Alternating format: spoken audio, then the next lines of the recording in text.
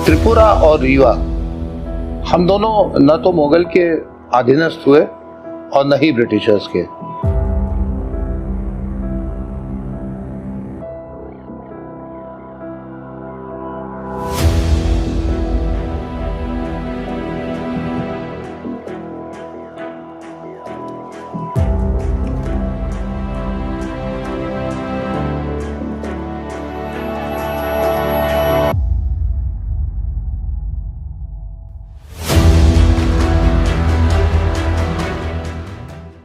नमस्कार, antique viral के नए एपिसोड में आपका स्वागत है।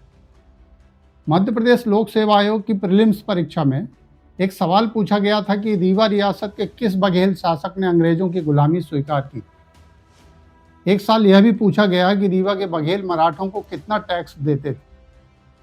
फिर यह भी पूछा गया कि बांधवगढ़ को खत्म करने के लिए अकबर ने किस सेनापति को भेजा था। एमपीपीएससी के सिलेबस में मध्य प्रदेश के राजवंश, princely states of Madhya Pradesh एक टॉपिक।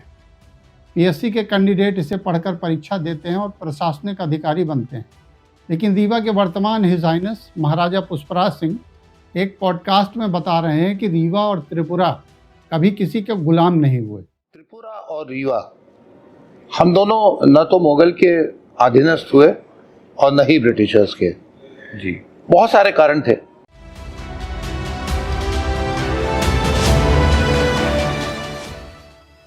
तो एमपीपीएससी के सिलेबस और महाराजा पुष्पराज सिंह के इतिहास में इतना घातक अंतर विरोध कैसे पैदा हो गया। रीवा के बुजुर्ग जिन्होंने कभी रीवा रियासत को देखा, हालांकि अब उनकी संख्या बहुत कम है, उनसे भी यह सुनने को मिल जाता है कि रीवा कभी किसी का गुलाम नहीं हुआ। क्या हमारे बड़े बुजुर्ग भी इस अफवाह का शिकार थे? यदि थे तो फिर यह अफवाह किसने फैलाई कि रीवा कभी गुलाम नहीं हुआ? उस समय तो अफवाह फैलाने वाले डिजिटल टूल जैसे व्हाट्सएप, फेसबुक वगैरह तो नहीं थे। फिर बुजुर्गों ने इस बात पर कैसे भरोसा कर लिया? आज के वीडियो में हम इसी अफवाह की पड़ताल करने जा रहे हैं और यह भी देखेंगे कि मध्य प्रदेश का अकादमिक इतिहास रियासत के इतिहास से अलग क्यों है।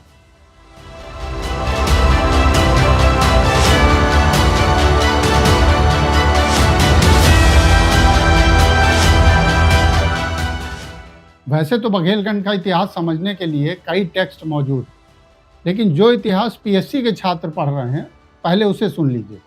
बघेल गुजरात के सोलंकी या चालुक्य थे, जो वहाँ के राजा नहीं बल्कि सामंत थे। किसके सामंत?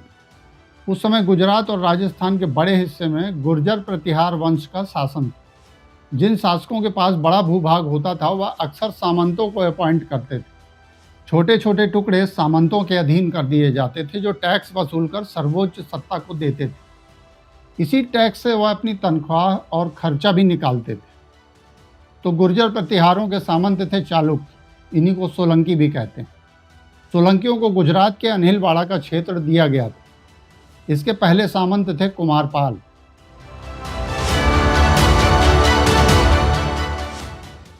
अब यह सामंत भी अपने नीचे कई सामंतों को रख लेते थे ताकि टैक्स कलेक्शन में सहूलियत हो। तो कुमारपाल ने अपनी मौसी के बेटे अर्णोराज को जूनागढ़ के आसपास के एरिया का सामंत नियुक्त किया, जिसमें एक छोटा सा इलाका था व्याघ्रपल्ली। बस इसी गांव से बघेलों का इतिहास शुरू होता है। अर्णोराज के बेटे हुए लावण्य प्रसाद। इन्हीं लावण्य प्रसाद को आप व्याघ्रदेव के नाम से जानते हैं, जिन्हें बघेलों का आदि पुरुष कहा जाता है। लावण्य प्रसाद ही व्याघ्रदेव थे और व्याघ्रपल्ली का सामंत होने के कारण उनका नाम व्याघ्रदेव पड़ गया था। व्याघ्रदेव के पुत्र कर्णदेव की शादी कलचुरियों के यहाँ हुई, जिसमें उन्हें बांधवगढ़ का किला दहेज में मिला था। कर्णदेव के दो बेटे हुए, बीसल देव और भीमल देव। मतलब व्याघ्रदेव की यही दोनों पोते मध्य प्रदेश में बघेल डायनेस्टी की नींव डालते हैं सन 1236 में। तो हुआ यूं कि बूढ़े हो चुके लावण्य प्रसाद अपने दोनों पोतों बीसल देव और भीमल देव के साथ तीर्थ यात्रा पर निकलते हैं। प्रयागराज में गंगा तीर्थ करने के बाद व्याघ्रदेव चित्रकूट में कामदगिरी तीर्थ के दर्शन करने पहुंचते हैं। व्याघ्रदेव ठहरे गुजरात के सामंत, तो चित्रकूट की छोटी छोटी रियासतों के बीच उनका बड़ा जलवा था। जगह जगह रियासतदारों ने उनका वेलकम किया। चित्रकूट के पास मौजूद कालिंजर में उन दिनों राजभरों का शासन था। राजभर यूपी में आज भी एक बहुत बड़ी कम्युनिटी है। सुभाषपा के नेता ओम प्रकाश राजभर इसी कम्युनिटी से आते हैं। तो राजभर राजा ने व्याघ्रदेव का जोर शोर से स्वागत किया और उन्हें कालिंजर के किले में ससम्मान बतौर मेहमान रोका गया। इसी दौरान राजभर राजा ने व्याघ्रदेव से विनती करते हुए कहा कि पास में ही उनका एक इलाका गहोरा है जिस पर लोधियों ने कब्जा कर रखा, आप उसे खाली करा दीजिए, बदले में आप वहाँ की सामंतशाही ले लीजिए। व्याघ्रदेव ने अपने दोनों पोतों बीसल देव और भीमल देव को गहोरा पर हमला करने का आदेश दिया। दोनों पोते राजभर की सेना में शामिल हुए और युद्ध होता है राजभरों और लोधियों के बीच, लेकिन राजभर युद्ध हार जाते हैं। पर बीसल देव और भीमल देव ने हार नहीं मानी। उन्होंने कूटनीति का सहारा लेकर लोधियों के ही दीवान तिवारी को गहोरा का आधा राज्य देने का वादा करके अपनी तरफ मिला लिया। तिवारी ने लोधी शासक को जहर देकर मार दिया और गहोरा आ गया बघेलों के हाथ।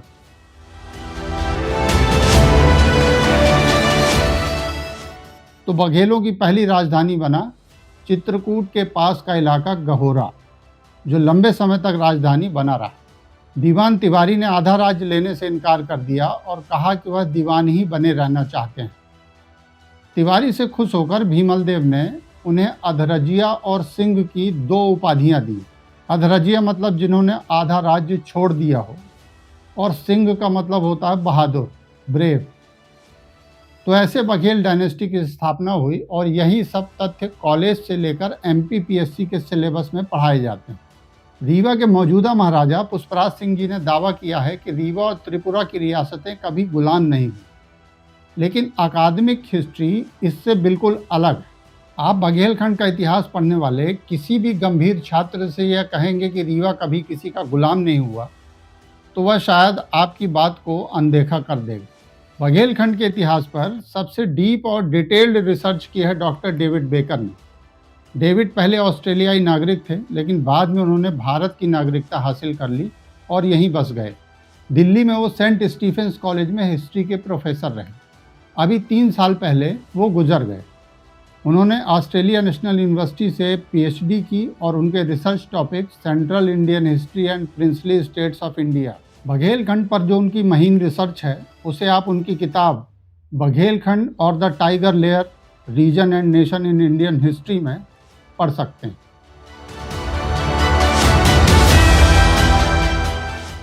तो रीवा की डिटेल हिस्ट्री के बारे में फिर किसी और वीडियो में बात करेंगे, लेकिन अभी फ़िलहाल हम यह देखेंगे कि रीवा गुलाम हुआ या नहीं। तो रीवा गुलाम हुआ दिल्ली सल्तनत का, मुग़लों का, मराठों का और अंग्रेज़ों का, ऐसा एकेडमिक हिस्ट्री बताती है। बघेल वंश के राजाओं की लिस्ट बहुत लंबी है, तो हम सिर्फ आस नामों की चर्चा करेंगे जिनके समय पर बघेलों ने गुलामी झेली। उससे पहले हम बता दें कि जब गहोरा में बघेल वंश की स्थापना हुई, तब दिल्ली सल्तनत चल रही थी। शुरू से देखिए, भीमल देव के बाद से भेदचंद्र और सालीवाहन तक बघेल राजवंश दिल्ली सल्तनत के हमले झेलता रहा, खासकर सिकंदर लोधी के। बघेलों से जौनपुर के सरकियों के अच्छे संबंध थे, जो सिकंदर लोधी के दुश्मन थे। तो सरकियों से संबंध के कारण सिकंदर लोधी बार बार हमले करता था। फिर इसी लाइनेज में एक राजा हुए वीर सिंह देव, जो बाकी राजाओं से अलग थे। वीर सिंह कूटनीति में माहिर थे। उन्होंने दिल्ली सल्तनत से दोस्ती करना बेहतर समझा और सरकियों से दोस्ती खत्म कर दी। मतलब उन्होंने इब्राहिम लोधी की अधीनता स्वीकार कर ली, ऐसा इतिहास में दर्ज है। सिकंदर लोधी के बाद दिल्ली सल्तनत का मुखिया बना इब्राहिम लोधी, लेकिन कुछ ही समय बाद 1526 में फरगना का लुटेरा बाबर हिंदुस्तान पहुंचा और साथ में लाया तोप और तीर। पानीपत का युद्ध होता है 1526 में बाबर और इब्राहिम लोधी के बीच, और बघेलों की सेना इब्राहिम लोधी की तरफ से लड़ रही थी। लोधी हार गया तो बघेलों को लगा कि अब उनका क्या होगा। अगले ही साल 1527 में खानवा का युद्ध हुआ, जिसमें एक तरफ बाबर और दूसरी तरफ राणा सांगा के साथ दौलत खान लोधी वगैरह लड़ रहे थे। इस युद्ध में वीर सिंह देव राणा सांगा की तरफ से लड़े थे, लेकिन बाबर ने फिर जीत हासिल की। तब बघेलों को समझ में आया कि बाबर से भिड़ना ठीक नहीं, मतलब बघेल जिसका साथ देते थे वह हार जाता था। उधर बाबर भी दोस्ती के लिए रियासतों को ढूंढ रहा था, क्योंकि उसके पास हिंदुस्तान में कोई सपोर्ट नहीं था। इसका फ़ायदा उठाया वीर सिंह बघेल ने और उन्होंने बाबर से दोस्ती कर ली। यहाँ से बघेल और मुगलों के बीच संबंधों की शुरुआत हुई। बाबर ने अपनी ऑटोबायोग्राफी तुजुके बाबरी में वीर सिंह बघेल का नाम अपने दोस्त की तरह लिखा है। उधर मुगलिया सल्तनत आगे बढ़ती रही और इधर बघेल राजवंश। बाबर के बाद हुमायूं, तो वीर सिंह बघेल के बाद वीर भानु बघेल। हुमायूं और वीर भानु बघेल के भी अच्छे संबंध थे। अब देखिए बघेलों ने कैसे मुगलों की अधीनता स्वीकार की। अकबर के समय रामचंद बघेल गहोरा की गद्दी पर थे। रामचंद के दरबार में विश्वविख्यात गायक तानसेन रहते थे। अकबर ने तानसेन के बारे में सुना तो जलाल खान को भेजा तानसेन को लाने के लिए। जलाल खान रामचंद बघेल पर दबाव बनाकर तानसेन को अकबर के दरबार में ले आए, लेकिन इससे बघेल और मुगल के संबंधों में खटास आ गई। भीतर से नाराज रामचंद ने एक और हिमाकत की। उन्होंने अकबर के एक बागी गाजी खान तन्नौरी को अपने किले में शरण दे दी। अकबर ने आसफ खान को भेजकर गहोरा पर अटैक कर दिया। गाजी खान तन्नौरी मारा गया और रामचंद बघेल खुद को बचते बचाते बांधवगढ़ किले में जा पहुंचे। बांधवगढ़ किला पहले ही बघेलों के पास था। शुरुआत में हमने आपको बताया था कि बांधवगढ़ का किला राजा कर्णदेव को दहेज में मिला था। अकबर ने वहाँ भी शिकंजा कसा। रामचंद झुकने को तैयार नहीं थे, लेकिन भीतर ही भीतर आक्रमण से डरे हुए भी थे। तो उन्होंने खुद जाने की बजाय अपने बेटे वीरभद्र को मुगल दरबार में भेजा।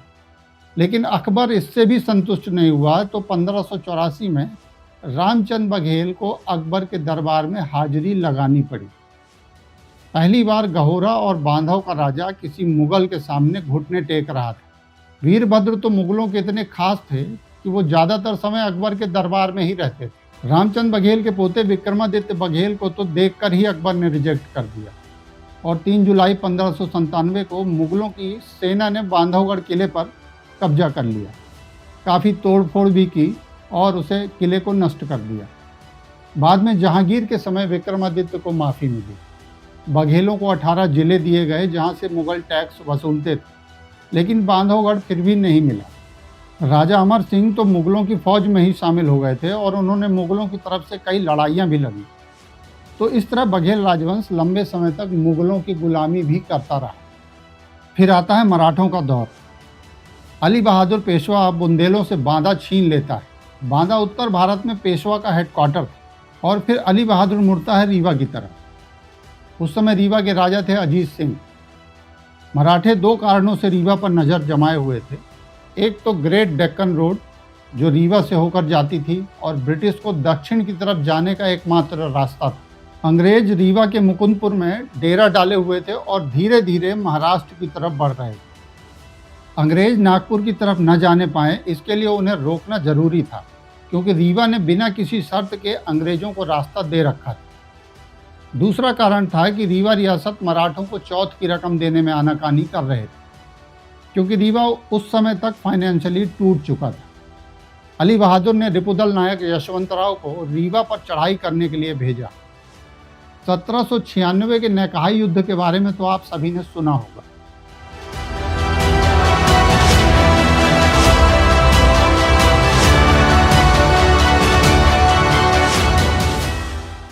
इस समय रीवा में स्थित नैकाई को युद्ध स्मारक के रूप में विकसित किया जा रहा है।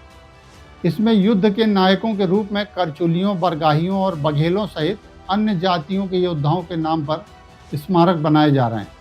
लेकिन युद्ध का असली नायक तो यशवंतराव ही था।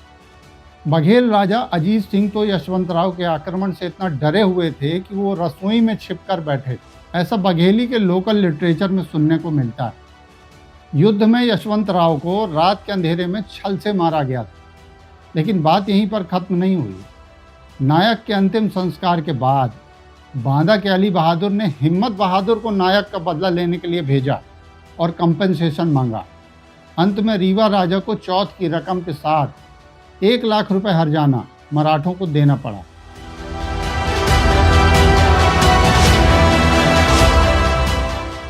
सन 1800 की शुरुआत होते होते मराठों का पतन शुरू हो चुका था और फिर अंग्रेजों ने रीवा पर नज़र गड़ा दी। कारण था ग्रेट डेक्कन रोड। रीवा का ज्योग्राफिकल इम्पोर्टेंस इतना था कि सबकी नज़र रीवा पर थी। बुंदेलों और बघेलों के बीच झगड़े का फायदा अंग्रेजों ने उठाया। रीवा रियासत में उस समय कई अपराधी शरण लिए हुए थे जिनकी अंग्रेजों को तलाश थी। तो 5 अक्टूबर 1812 को ब्रिटिश ऑफिसर्स और रीवा के बीच एक सहायक संधि हुई, सब्सिडरी अलायंस, जिसमें राजा जय सिंह को रीवा का राजा एक्नॉलेज किया गया। लेकिन इस संधि के तहत रीवा राजघराने के खर्च पर ब्रिटिश की फौजी सेना रीवा में तैनात होगी और एक ब्रिटिश प्रतिनिधि अपॉइंट किया जाएगा। रीवा ब्रिटिश कंट्रोल में आ गया। 1857 की क्रांति के बाद तो डायरेक्ट ब्रिटिश रूल स्थापित हो गया। सुपरिटेंडेंसी की स्थापना हुई और कर्नल डेविड बार रीवा के सुपरिटेंडेंट बने। इस आदमी का चेहरा याद रखिएगा। कर्नल डेविड बार आज के रीवा का आर्किटेक्ट, मतलब आज जो आपको रीवा देखने को मिल रहा है वह बहुत कुछ डेविड बार की देन है। अब बात करें त्रिपुरा की, तो 1809 में ही त्रिपुरा ब्रिटिश प्रोटेक्टोरेट बन चुका था। वहाँ माणिक्य वंश का शासन था। त्रिपुरा रीवा की तरह प्रिंसली स्टेट था और माणिक्यों ने भी सब्सिडरी अलायंस पर हस्ताक्षर किए थे। तो फिर रीवा राजघराने के वर्तमान महाराजा हिज हाइनेस पुष्पराज सिंह क्यों कहते हैं कि रीवा और त्रिपुरा कभी गुलाम नहीं हुए? क्या वह जानबूझकर झूठ बोल रहे हैं? क्या वो झूठ बोलकर बघेल राजवंश की गरिमा को संरक्षित करने का प्रयास कर रहे हैं? इतना ही नहीं, उन्होंने तर्क दिया कि इलाहाबाद का पुल नहीं बना था, इसलिए मुगल रीवा नहीं आ पाए। बहुत सारे कारण थे, कुछ भौगोलिक कारण भी ऐसे थे क्योंकि अंतिम जो अकबर ने अपना पुल बनाया, अकबर्स लास्ट ब्रिज, वो आपका फाफामऊ वाला था जी, प्रयाग से फाफामऊ, और अंतिम किला भी उनका वहीं बना प्रयाग में। तो उनको ये लगा कि गंगा पे तो हमने पुल बना ही लिया है, अभी ये यमुना में करने से कोई मतलब नहीं है। यदि ऐसा था तो बांधवगढ़ कैसे पहुंच गए?